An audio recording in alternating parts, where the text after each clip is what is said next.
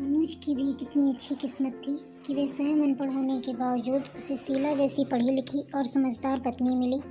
मनोज ने 12 साल लगाकर भी 12वीं पास नहीं कर पाया और पत्नी उसकी एमए पास थी।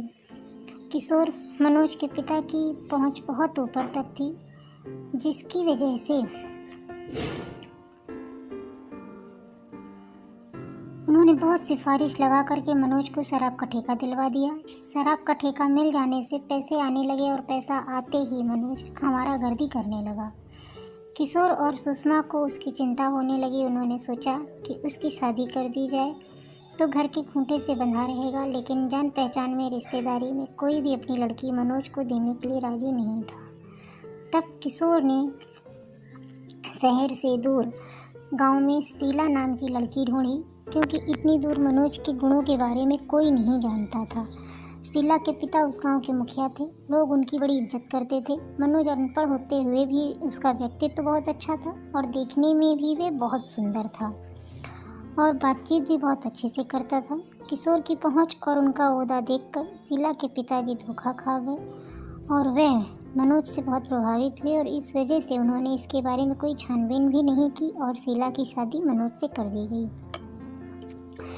शादी के 1 महीने के अंदर अंदर शीला को यह पता चल गया कि मनोज अनपढ़ है और उसमें और भी बहुत दूसरे दुर्गुण हैं। वह समझ गई थी कि उसे बुरी तरीके से ठगा गया है और उसके साथ धोखा किया गया है, मगर माँ पिताजी से कैसे कहे, कब कहे। जब भी फ़ोन पर उनसे बात होती, घर का कोई न कोई सदस्य सामने ज़रूर मौजूद रहता। शीला के हाव भाव और उसका चेहरा देखकर सुषमा को इस बात का एहसास हो गया कि बहू यहाँ पर खुश नहीं है, तो उसने अपनी बहू को रोकने के लिए उसकी तारीफ करने लगी। लोगों से दिन भर उसके बारे में कहने लगी कि मेरी बहू साक्षात लक्ष्मी है। किशोर की प्रोन्नति हो गई। उसने उसके लिए भी अपनी बहू को ही इसका श्रेय दिया। मनोज को भी और ठेके मिल गए, इसका श्रेय भी बहू को गया। और जो सबसे बड़ा काम हुआ था वह था शीला की ननद मीना की सगाई। मीना देखने में भी बिल्कुल साधारण सी थी और उसे किसी भी चीज़ का सलीका नहीं आता था, फिर भी उसकी शादी होना सच में बहुत बड़ी किस्मत की चीज़ थी। मीना की शादी तय होना वाकई में अजूबा था। वर इतना अच्छा मिला कि पूछिए मत। सरकारी ऑफिसर, पिता का इकलौता लड़का, बंगलौर में नौकरी कर रहा था। माँ पिताजी मुंबई में रहते थे। शादी के बाद मीना को सास ससुर का कोई झंझट नहीं। उनकी सारी फैमिली एकदम खुले विचारों वाली थी। शादी के बाद पहली बार जब मीना मायके आई तो उसके रंग ढंग बदल चुके थे। सामने वाला पहचान न पाए। Jeans, short, kurta, skirt, top, अलग अलग फैशन के जूते पहनती थी। किशोर व सुषमा को बहुत अच्छा लगता था। हमारी बेटी की किस्मत तो देखो, उसके सास ससुर ने उसे सब कुछ पहनने की इजाज़त दे रखी है। कहते हैं लड़कियों को तो नौकरी करनी चाहिए। जाते ही हमारी मीना नौकरी ढूंढेगी, सुषमा अपनी पड़ोसन से कह रही थी। शादी के 10 महीने बाद ही मीना के लड़का हुआ और उसके नामकरण समारोह में सभी रिश्तेदार और परिवार के लोग इकट्ठे हुए। मीना के ससुराल पक्ष के भी सभी लोग आए हुए थे। जब मीना के ससुर ने देखा कि शीला के माँ बाप नहीं दिखाई दे रहे हैं, तब उन्होंने किशोर से पूछा कि किशोर जी, शीला के पापा नहीं दिख रहे हैं। तो सुषमा ने बड़ी चालाकी से जवाब दिया कि इतने सारे मेहमान आ चुके हैं, अब और मेहमान आएंगे तो कहाँ रहेंगे।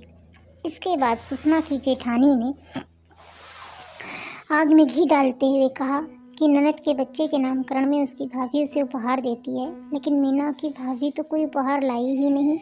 क्या सिखाया है इसके माँ बाप ने इसे? शीला कहाँ से तोहफा लाती है? उसके पास पैसे कहाँ थे? मनोज ने कभी उसके हाथ में पैसे दिए ही नहीं। फिर उसकी माँ उसे कब सिखाती? शादी को 1.25 साल से ऊपर हो गया था, माँ से मिलना नहीं हुआ था। माँ यह सब कब सिखाती? इस शादी में उसके और उसके परिवार के साथ धोखा ही हुआ था। ऐसा निठल्ला पति और पाबंदियों में दबा कर रखने वाले सास ससुर पाकर वह उसके हिस्से में काम और ताने ही आए थे। मीना के सास ससुर को किशोर व सुषमा का